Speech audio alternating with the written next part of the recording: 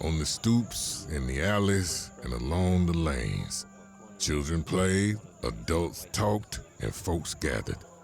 If visitors listened closely, they might have heard the worldly wise soliloquies of men who sat on front stoops and back porches and mused about the world's problems. No doubt they could have smelled the pleasant sweetness of a freshly baked sweet potato pie or the salty smell of seasoned collard greens. Through the center of Norfolk runs Church Street. In the early 20th century, Church Street was the heart of Black Norfolk. In his first book, In Their Own Interests, historian Earl Lewis describes the Church Street corridor in this era. During hot and humid summer months, windows were thrown open all around. Residents used these opportunities to engage their neighbors. In these public spaces, the individual became one with the community. Such gatherings wrote the history of the people as they struggled to be included in a rapidly changing and industrializing economy. The black people on Easter Sunday, they would get dressed and they'd walk down Church Street, and the white people would dress up and ride down Church Street to see the black people, because, honey, they were dressed to go to church. Then when they get out of church, they walk down Church Street and show their Easter. That was Alease Balmar Brickers, a lifelong Norfolk resident and activist, from a 1991 interview. In the 1800s and early 1900s, Church Street was on the outskirts of the city and therefore more affordable. It was also cheaper because it was so swampy and flood-prone. Perhaps most influentially, racist law and culture dictated that Church Street was the only area that Black-owned businesses were allowed to be. Throughout the beginning of the 20th century, the city of Norfolk failed to invest in solid infrastructure in Black neighborhoods like Church Street. In the 30s, more than half of Black renters lacked indoor plumbing, and many families would share restroom facilities. Lack of accessible housing for Black people, combined with the flood of Black rural refugees now moving into Norfolk, led to seriously crowded conditions, and a lot of people crowded together, surrounded by stagnant water without sanitation facilities, and nowhere else to go. In 1920, 1 in 20 white babies died. 1 in 6 Black babies died. Those death tolls were products of the overcrowding, stagnant water, and frequent flooding which led to disease in these neighborhoods. In fact, the Church Street area has historically seen some of the worst of Norfolk's recurring flooding. This is from a 1942 account in the Norfolk Journal and Guide, a Black newspaper and one of the most widely read news sources in the country at the time. In the uptown section, certain parts of Church Street took on a river-like appearance. The unpaved sidewalks in most of the colored districts became virtual mud banks. Church Street still floods terribly, but there are citywide flood mitigation efforts underway. In this episode, we'll hear about the Vision 2100 plan, a climate resiliency document that builds on and replicates historically racist housing patterns of the Norfolk housing market. You're listening to Waiting Between Two Titans from the Repair Lab. I'm Adrienne Wood. Norfolk passed its first municipal segregation law in 1914, and then they kept enforcing it, even after the U.S. Supreme Court struck down racial zoning laws 3 years later. At the same time, banks denied loans to Black families if they wanted to buy a home in a white area. Realtors wouldn't show Black families homes in white areas. In the 30s, for middle-class Black families seeking healthier, safer, more dignified housing, options were limited. Black families with means weren't trying to flee their neighborhoods. Matter of fact, they often had strong, nurturing community connections there, but enforced segregation prevented them from improving living conditions in those places. I'm 74 years old. and have lived here my entire life. When anybody asks me about living in Norfolk, my response is that I've only lived where white folks have allowed me to live. That's City Council member Paul Riddick. He grew up in Norfolk at a time when the city government was expanding city limits through annexation, reaching north and east. Annexations often left Black neighborhoods just on the outskirts of city limits and without the benefits of inclusion in the city, like the premise of police protection or city sewage treatment. One of those neighborhoods was Coronado, a subdivision in what is now the geographic center of Norfolk. In the mid-1950s, Coronado was an in-between zone racially, wedged between Norview, a Black neighborhood, and Chesapeake Gardens, a white neighborhood. When Blacks started moving into Chesapeake Gardens, you're talking about being 4 miles from whites. So whites started moving out of Coronado. There was a rumor that a white homeowner had sold a home in Coronado to a Black buyer as revenge on neighbors they'd had a falling out with. That rumor is the context in which the first Black family moved into Coronado in late summer 1955. They actually burned a house down that belonged to Blacks. The county police reported that they were investigating. No arrests were made. Only a few weeks later, there was an explosion at the house of Mr. and Mrs. Skinner on their first night in their new house in Coronado. The Journal and Guide reported, 2 nights before, the house had been flooded by vandals who ripped out plumbing in the vacant property. But that evidently was not enough to convince the Skinners that being human beings was not qualification enough to guarantee them the measure of security that home ownership brings. It was an ugly scene. There were white mobs in the yard, yelling at the couple and berating them as they went in and out of their new home. 1 year later, there was another house bombing in Coronado. In response, the Norfolk County Sheriff told the Black homeowners there just to, quote-unquote, face the facts that they weren't wanted in Coronado. Meanwhile, Black residents of Coronado found more direct ways to protect themselves.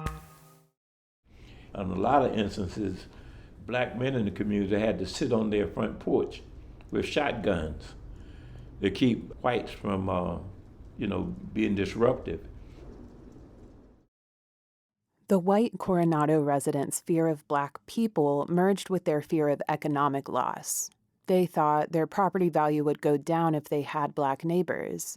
This fear was staked in truth. Property values did tend to be lower in neighborhoods with more people of color and immigrants living in them, because the housing market was designed that way.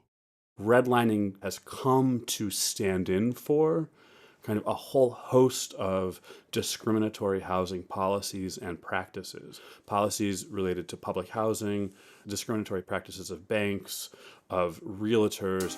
Johnny Finn is a professor of geography and chair of the Department of Sociology, Social Work, and Anthropology at Christopher Newport University. Redlining originated during the Great Depression. As part of the New Deal, President Franklin Roosevelt created the Homeowners Loan Corporation, or HOLC, in 1933 to save homes in danger of foreclosure. HOLC sent out a survey to cities all over the country to rate and map neighborhoods.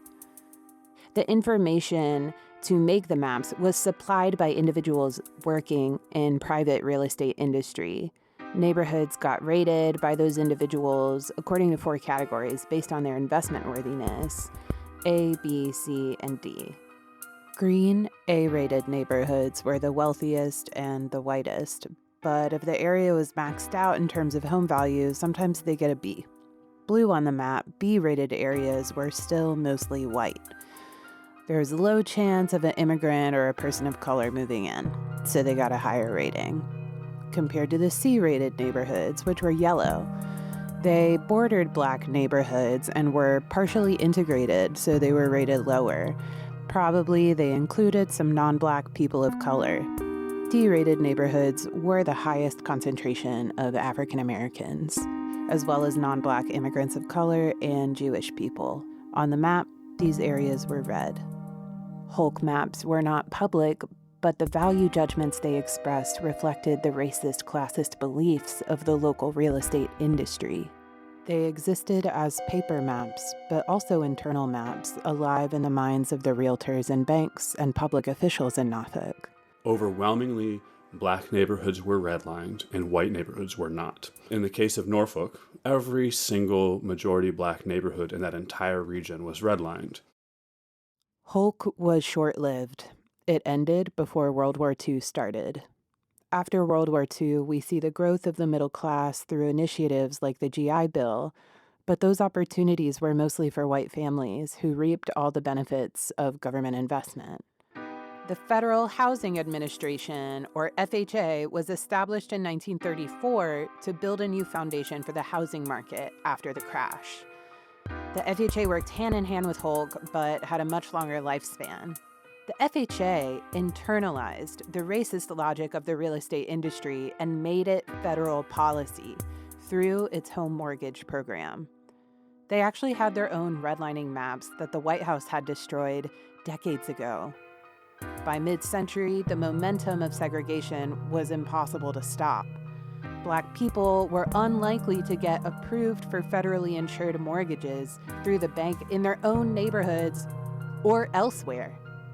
And there were massive benefits that came along with those loans that only white people could access. The legacy of the FHA's home mortgage program followed the trajectory of the Hulk redlining maps in shaping neighborhoods along racial lines in patterns that still persist. You can see it in the data that Johnny showed me on race and home ownership that he gathered from the 2020 census. Like, I don't know how much of a stats person you are. But I have 2 degrees in art. So not much stats. So what you're seeing here is on the x-axis, a community with the same average income that is 100% white over here, and of the same income that's 100% Black over there. The Black neighborhood's home values will be $70,000 lower than the white neighborhoods. Redlining essentially guaranteed that a neighborhood would not be invested in by the federal government. And that's what the white Coronado residents wanted to avoid.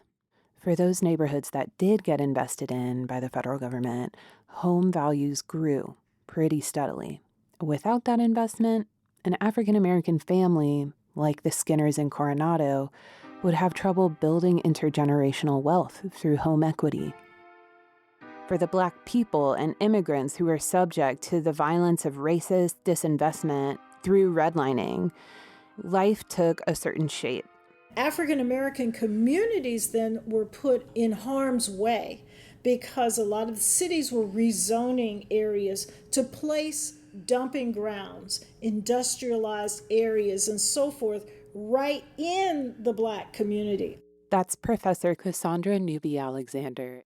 Because people in redline neighborhoods didn't get that investment from the government, that money, the buildings and infrastructure in those neighborhoods got run down. Municipalities started putting harmful stuff in those places: incinerators, garbage dumps, highways. I grew up in a community in which we had 2 major city dumps, one right smack in the middle of my neighborhood. This was a middle-class neighborhood. I'm not talking about a government housing, I'm talking about private ownership. And then to get to my school, I had to pass by another dump. And there was no support to the African-American homeowners who had to constantly fight against the vermin trying to come into their homes because the city put 2 dumping grounds right there within their living space. This isn't just about the structures people live in, or how nice your house is, or whether there's rats in your neighborhood. This is about decisions that determine people's ability to continue to live healthy, dignified lives. When you're talking about the government legislating of inequality from the city, the state, and the national level, there was an all-out assault on African Americans in the 20th century. Even with the harm that redlining left behind, African Americans in Norfolk still created and maintained important social organizations, businesses, and culture. But then this is where the perseverance comes in. You can do all kinds of stuff, but I'm still going to rise. Because you still see African Americans building communities. You see even more developers emerging. You see a success rate of African Americans becoming professionals. You see Norfolk State University come into being. You see the continuation of advancement. So even with all of the threats and the challenges and the oppositions, you still see, even with that, you see success. Imagine if you didn't have all of that, what could have been achieved, and what the city lost as a result of too much energy being put into trying to subvert and subjugate.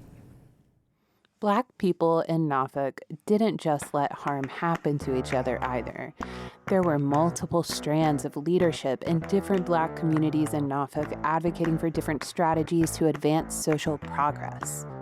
Black women have historically taken the lead in organizing in Norfolk. You had a cadre of Black women who were more highly educated than any of the others who were making, in some cases, 3 times what they were making.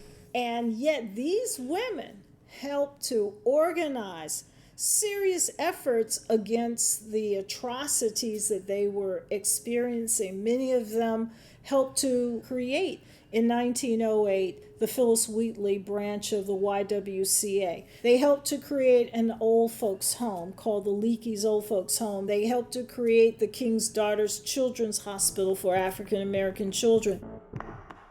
There was also Aileen Black, who challenged the racist, misogynist pay scale for teachers in Norfolk schools, and Laura Titus, who co-founded the Phyllis Wheatley YWCA. Notable in this tradition is the United Order of Tents, the oldest benefit society for Black women in the history of the U.S. It was founded in Norfolk in 1867 by Annetta M. Lane, and it's still around. And they do all the things: care for the sick and elderly, help those in need, bury the dead, provide loans to members who were refused by banks. Efforts like these were modes of survival for Black residents of Norfolk, and they were crucial, but they weren't structural interventions in a foundationally racist system like the real estate market. But the legacy of mutual aid and deep kinship and communality is resilient in Norfolk. Kim Sudderth, 2022 Practitioner-in-Residence for the Repair Lab and Norfolk community leader, told me about what this means to her in the Berkeley neighborhood. When I moved to Berkeley, I instantly felt community. Everybody looks like me. That November was my first Thanksgiving dinner. And for free, hundreds of people are fed. And I mean, it's wall-to-wall Black people. And people are honored, there's a band, there's some spoken word, it's a whole vibe. And I remember going home, and I'm in the driveway, and I just stopped, and I was like, that's the Blackest thing I've ever done in my life. And I never want it to end.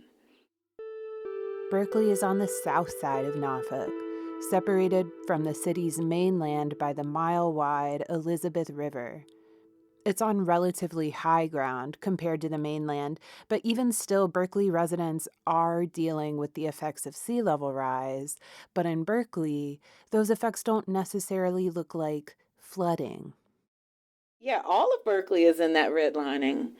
Good pride of home ownership is evidenced in the maintenance of lawns and shrubbery. The neighborhood is not adversely affected by the adjacent Negro sections. Kim is reading from the 1939 Holk map that redlined Berkeley. 0% Negro, okay. So it wasn't Black just yet. But I think it's interesting. They don't say what it's 100% of. It's just 0% Negro. Oh, because white is standard. Unlike when that map was made back in 1939, today Berkeley is 98% Black. In the early 1940s, Berkeley got redlined due to being, quote-unquote, the poorest class of whites, in the mapmaker's terms.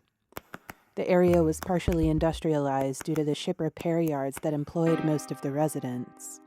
There were a few dumps, the roads were poorly maintained, so not desirable. Home values dropped. Over a few decades, the white Berkeley residents left, and middle-class Black families moved in. Today, Berkeley is a very close-knit neighborhood full of character, very historic. I love my house. I can't wait for you to come see it. It's 122 years old, and it has so much personality. There are grand 3-story houses with wraparound porches and bay windows. Many of them are over 100 years old, but now a lot of them sit empty. Grandma lived in Berkeley. She was born and raised her children, maybe even grandchildren. And once the people kind of, get established, first thing they want to do, move out of Berkeley. I want to get out the hood. And Grandma's house, maybe it wasn't kept up. Obviously, it's showing its age. These homes have survived hurricanes and nor'easters that have torn up lower parts of the city. Being on relatively higher ground means they're now ripe for renovation, to then be sold at higher prices to affluent buyers who are being chased from the waterfront by sea level rise. It's the very definition of gentrification. What you will see at most major intersections are those signs that say, "We buy ugly houses." Well, one I want to say is 1-800, don't sell Grandma's house. This process of climate change accelerated gentrification is being stewarded by the same forces that engineered neighborhoods through redlining, the real estate market, working hand in hand with the city government. When it comes to housing and flooding in Norfolk, because of historical redlining and racist housing policies, Black neighborhoods tend to be appraised at lower values, which makes those places more appealing for flood-resistant redevelopment plans. Vision 2100 is a document the city put out that envisions a flood-resistant Norfolk. The Vision 2100 really addresses where we see the city of Norfolk and the opportunities when we get to the turn of the century. Where should we be thinking about planning now for the future? City Council member Andria McClellan was on the Norfolk Planning Commission when this project started in 2015. Much like the Hulk maps of the 1930s, Vision 2100 imagines where wealth will be accumulated in the city of Norfolk 78 years into the future, incorporating a map with coastlines adjusted for sea level rise. What you see is a lot more emphasis and opportunity inland, where there has been a lot of disinvestment, or underinvestment, I should say. So that is actually, I think, a really positive thing. But guess who lives in those areas where there has been a lot of disinvestment and underinvestment? Guess who will have to sell Grandma's house to make room for these new inland opportunities? I just saw it as a roadmap to start changing the fabrics of neighborhoods. Jackie Glass represents part of Norfolk in Virginia's 89th House District in the General Assembly. All of us know with the Vision 2100, these are the biggest opportunity places. So folks are starting to move to those places. You see it now. I would like to think that it's not intentional, but what I see in Vision 2100 is a plan for climate gentrification. It's investing climate resiliency in majority white areas in the city, and it's setting up policies and incentives to move people into the historically disinvested areas. That's Johnny Finn again. Vision 2100, like the redlining map, represents the land of Norfolk in 4 categories. A, B, C, and D have been replaced with yellow, green, purple, and red.